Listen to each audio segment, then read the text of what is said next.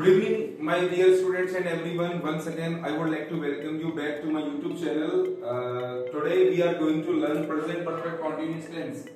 हमारी जो टेंस की सीरीज चल रही थी, उसका आज हम उसी सीरीज में आगे प्रेजेंट परफेक्ट कॉन्टिन्यूअस टेंस पढ़ना चाहेंगे. जैसा कि आप बोर्ड पर देख सकते हो, present perfect continuous tense. What is the definition और what is the meaning of this tense? I would like to tell you. Present perfect continuous tense वो होता है जिसमें कोई एक्शन पास्ट से चल रहा हो और अभी प्रेजेंट में कंटिन्यू हो, जिसमें टाइम की बाउंडेशन के साथ कोई एक्शन पास्ट से स्टार्ट हुआ हो और प्रेजेंट में चल रहा हो. जैसे I would like to take the example of myself. I have been teaching in a university since 2021. So this is the example of present perfect continuous tense. जैसा कि आप देख सकते हैं, present perfect continuous tense आपके सामने लिखा हुआ है और इसकी जो आइडेंटिटी होती है, आइडेंटिटी मतलब इसकी पहचान होती है. हिंदी के सेंटेंस में आपको मिलेगा से रहा है, से रही है, से रहे हैं. यहाँ पर जो से मेंशन किया गया है वो टाइम के लिए मेंशन किया गया है. जैसे मैं आपसे बोलता हूँ मैं 4 बजे से पढ़ रहा हूँ, वह सोमवार से उस काम को कर रही है, तो इसलिए से का प्रयोग किया गया है. स्ट्रक्चर्स की बात करेंगे तो subject plus has been, have been. I would like to tell you, has been हम लगाते हैं सिंगुलर सब्जेक्ट के साथ में.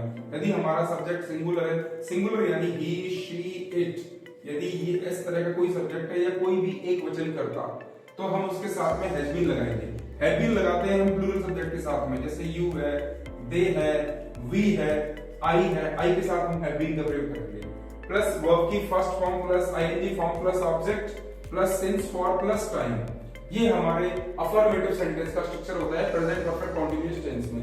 यदि हम नेगेटिव स्ट्रक्चर की बात करेंगे, subject plus has not been, have not been plus verb की first form plus ING plus object plus since for plus time. यदि हम इंटरोगेटिव सेंटेंस की बात करेंगे तो हैज जब बाहर आता है प्लस सब्जेक्ट आएगा प्लस बीन आएगा प्लस वर्ब की first form plus ING plus object plus since for plus time. यदि हम WH स्ट्रक्चर की बात करेंगे यानी व्हाट, वेयर, व्हाई, व्हिच, इस तरह का यदि हमें कोई स्ट्रक्चर फ्रेम करना है, इस तरह का यदि हमें कोई सेंटेंस फ्रेम करना है, WH प्लस हैज है plus subject plus been plus verb में ING plus object plus since for plus time, last में क्वेश्चन मार्क साइन आएगा. अब आप बात करेंगे कि सर हम इनके सेंटेंसेस कैसे बनाएंगे. So I would like to make 4 sentences based on these structures in front of you. आप सबके सामने मैं ये कुछ 4 सेंटेंस बनाना चाहूंगा जो इन स्ट्रक्चर्स के ऊपर बेस्ड होंगे. जैसे हम एक एग्जांपल ले सकते हैं, he has been speaking English for 2 hours. ये सेंटेंस आपका अफर्मेटिव का हो गया, he has been speaking English for 2 hours. मैं यदि नेगेटिव सेंटेंस का स्ट्रक्चर लेना चाहूँ आपके सामने, तो नेगेटिव का स्ट्रक्चर होता है she has not participating in this event for 3 days. ये आपके सामने नेगेटिव सेंटेंस का स्ट्रक्चर हो गया. यदि हम इंटरोगेटिव सेंटेंस के स्ट्रक्चर की बात करेंगे तो मैं आपके सामने लिख सकता हूं, have they been attending the meeting since Monday. ये हमारा इंटरोगेटिव सेंटेंस हो गया with the mentioning of time. Next WH से यदि हम बनाना हो तो why have you been avoiding this work since 2024. आपके सामने ये एक WH स्ट्रक्चर का सेंटेंस हो गया. So I have written 4 sentences. He has been speaking English for 2 hours. वो 2 घंटे से इंग्लिश बोल रहा है. तो यानी सेंटेंस की जो एक्शन है पास्ट में स्टार्ट हुई लेकिन अभी तक चल रही है.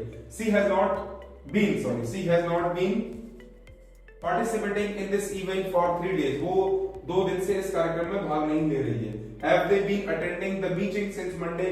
क्या मंडे से वे मीटिंग अटेंड कर रहे हैं? Why have you been avoiding this work since 2024? आप 2024 से इस काम को क्यों अवॉइड कर रहे हैं? So I have written 4 sentences based on the 4 structures of present perfect continuous tense. Now the question arises where we will use since and where we will use for. So I would like to tell you the difference between since and for. Since और for के बीच में basic difference क्या होता है? Since का प्रयोग करते हैं हम पॉइंट ऑफ टाइम के लिए, जिसे हम बोलते हैं निश्चित समय। निश्चित समय सिंस का प्रयोग करते हैं हम पॉइंट ऑफ टाइम के लिए, यानी निश्चित समय। निश्चित समय यानी आपको टाइम यूनिट का नाम दिया गया होगा। जैसे हम सबसे पहले सरल टाइम यूनिट से स्टार्ट करेंगे। सरल टाइम यूनिट से स्टार्ट करेंगे तो हम आवर्स की बात करेंगे, तो 4 o'clock ये आपका निश्चित समय हो गया। मैं आपसे इसके बाद जब जाऊंगा तो मैं आपके लिए डे की बात करूंगा, तो आपने डे के किसी भी डे का नाम लिख दिया, मंडे, ट्यूसडे, वेडनेसडे, थर्सडे। मैं यदि ये बात करूं आपके सामने मंथ की, तो आपके सामने मंथ होगा जनवरी, फरवरी, अप्रैल। मैं आपके सामने बात करूं ईयर की, तो 2025 ये ईयर हो गए। इन सभी के साथ हम सिंस का प्रयोग करते हैं। सेकंड सिंस का प्रयोग करते हैं हम पार्ट्स ऑफ अ डे के लिए। Parts of a day, parts of a day यानी मॉर्निंग, इवनिंग, आफ्टरनून। यदि आपको ये मेंशन किए गए होंगे तो हम इनके साथ सिंस का प्रयोग करेंगे। नेक्स्ट हम बात करेंगे पार्ट्स ऑफ अ डे के अलावा stages of life. Stages of life में आपके सामने लिखा होगा चाइल्डहुड, चाइल्डहुड लिखा होगा, चाइल्डहुड, एडल्टहुड या ओल्ड एज, ये सारी स्टेजेस ऑफ लाइफ हैं। इनके लिए हम सिंस का प्रयोग करेंगे। और important and recognised day, important and recognised day, जैसे मैं आपसे बोलूं 15 अगस्त 1947 है, दिवाली है, होली है, दिवाली, होली, क्रिश्चियन जो डे होता है उसके लिए भी हम सिंस का प्रयोग करेंगे। या ऐसा कोई भी इंपॉर्टेंट डे उस जिसकी रिकॉग्निशन हो या इंपॉर्टेंट हो, उसके एंगल से हम इसमें सिंस का प्रयोग करेंगे। नेक्स्ट हमारा फिफ्थ है अनफॉरगेटेबल डे। ऐसे डेज जो आपके जीवन में इंपॉर्टेंट हैं, जैसे आपका डेट ऑफ बर्थ है, जैसे आपकी डेट ऑफ ज्वाइनिंग है कहीं किसी ऑर्गेनाइजेशन के लिए, या किसी की भगवान न करे डेथ का जो डे होगा, इनके लिए भी हम सिंस का प्रयोग करेंगे। जैसे मैं एक एग्जांपल देता हूं, I have been working in that organisation since 2024 या सिंस 8 फरवरी 2024। तो ये मेरी डेट ऑफ ज्वाइनिंग है। तो इन सब चीजों के लिए भी हम सिंस का प्रयोग करते हैं। तो सिंस का प्रयोग करते हैं हम पॉइंट ऑफ टाइम के लिए, निश्चित समय के लिए, यानी टाइम यूनिट के नेम के साथ में, नेम ऑफ टाइम यूनिट, जहां पर आपको टाइम यूनिट का नाम दिया गया हुआ। जैसे मैं आपसे बोलता हूँ आवर्स, तो आर का नाम होना चाहिए। घंटा है तो घंटे का नाम होना चाहिए, 4 बजे, 5 बजे, 6 बजे, 7 बजे। इसी तरह से हम जाएंगे आवर्स के बाद डे पे, तो डे का नाम होना चाहिए Monday, Tuesday, Wednesday, Thursday, Friday, Saturday. इसी तरह से हम जाएंगे मंथ पे, तो मंथ का जब आपके सामने नाम दिया गया होगा तब हम सिंस का प्रयोग करेंगे। फिर उसके बाद जाएंगे हम ईयर पे, तो ईयर का नाम दिया गया होगा तो हम सिंस का प्रयोग करेंगे। फिर उसके बाद जाएंगे हम डिकेड पे, तो डिकेड का नाम दिया होगा 90s डिकेड, 20s डिकेड, तो इन सब के लिए हम सिंस का प्रयोग करेंगे। अब बात करते हैं हम फॉर की। फॉर का प्रयोग हम कहां पर करेंगे? तो फॉर की बात करते हैं। फॉर का प्रयोग हम कहां करते हैं? फॉर का प्रयोग हम करेंगे पीरियड ऑफ टाइम के लिए। फॉर का प्रयोग करते हैं हम पीरियड ऑफ टाइम के लिए। फॉर का प्रयोग करेंगे हम पीरियड ऑफ टाइम यानी अनिश्चित समय के लिए करेंगे। पीरियड ऑफ टाइम यानी अनिश्चित समय। अनिश्चित समय यानी यहाँ पर समय यूनिट की ड्यूरेशन दी गई होगी, ड्यूरेशन ऑफ टाइम यूनिट।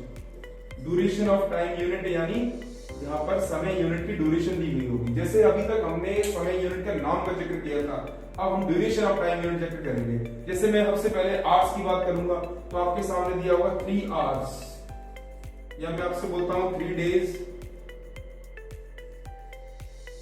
या 3 मंथ्स।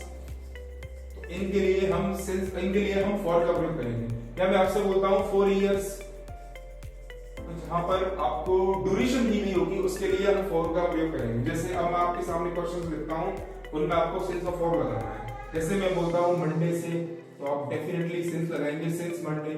मैं आपसे बोलता हूं जून से, तो आप डेफिनेटली सिंस लगाएंगे, since June. I have been working in that organisation since जून।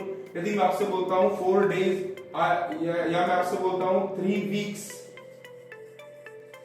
तो आप इसके लिए फॉर लगाओगे, because it is the duration of time, it is not the name of time unit, it is the duration of time unit. तो जहां पर duration of time unit दी गई होगी वहां पर हम फॉर लगाएंगे, जहां पर आपको time name of time unit दिया गया होगा वहां पर हम सिंस लगाएंगे। So this is the basic difference between since and for. So mainly in present perfect continuous tense the most important thing is how to use since and for perfectly. If you are able to use since and for perfectly, then you can make an excellent command over present perfect continuous tense. So, dear students and friends, here we would like to finish it by telling that we would like to continue this series in our next videos. Till then, I wish you all the best. Thank you very much. Have a nice day.